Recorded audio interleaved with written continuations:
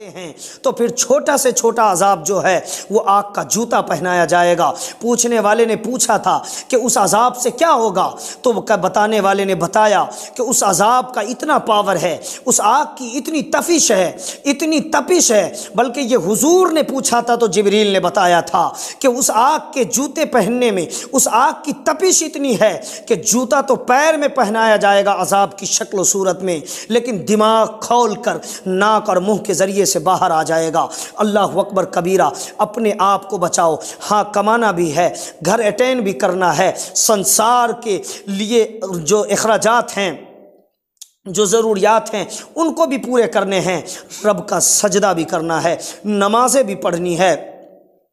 اور اللہ رب العزت کو راضی کرنے کی کوشش بھی کرنی ہے۔ اگر آپ نے ایسا کیا تب تو آپ کامیاب ہیں، مقدر والے ہیں، خوش نصیب ہیں، نصیب والے ہیں۔ ناز کریے اپنے قسمت پر، لیکن اگر تم رب کی بارگاہ سے دور ہو گئے تو تم جس دنیا میں بہکے ہو، جس دنیا میں گم ہو چکے ہو، یہ دنیا بے وفا ہے، یہ دنیا فراڈ ہے، یہ دنیا دھوکہ ہے، یہ دنیا مردار ہے، اور اس کا چاہنے والا کتا ہے۔ اس لیے دنیا کی محبت کو دل سے نکال کے پھینک دو اور آ جاؤ اپنے رب کی بارگاہ میں۔ انشاءاللہ اگر آپ کا کانفیڈنس ہے، آپ کا عقیدہ ہے، آپ کا ایمان ہے، آپ کا خیال ہے، اور آپ کا وشواس اور یقین ہے کہ اللہ رب العزت ہمارے خرچ دینے والا ہے، ہمارے گھر کی ضروریات کو پورا کرنے والا ہے، ہاں ہاتھ پیر مارنا، محنت کرنا ہمارا کام ہے۔ رب کے لیے سجدہ کرو اور جاؤ مزدوری کرنے، انشاءاللہ رب نے چاہ لیا نماز پڑھ کے جاؤ گے، مزدوری کرنا بھی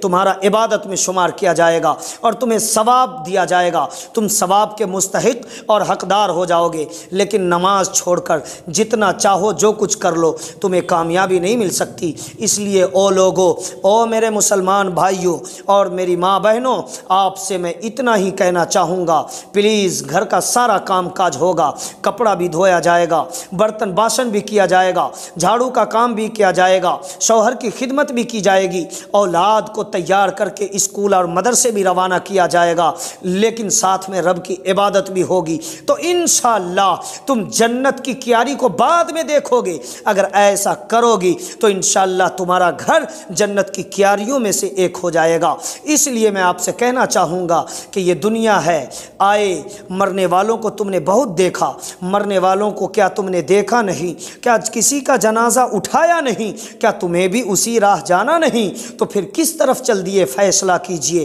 تیاری کرو، ہر ایک نماز کو اس تصور اور خیال کے ساتھ پڑھو کہ شاید یہ میرے زندگی کی آخری نماز ہے، مجھے دوبارہ نماز پڑھنے کا موقع نصیب نہ ہو،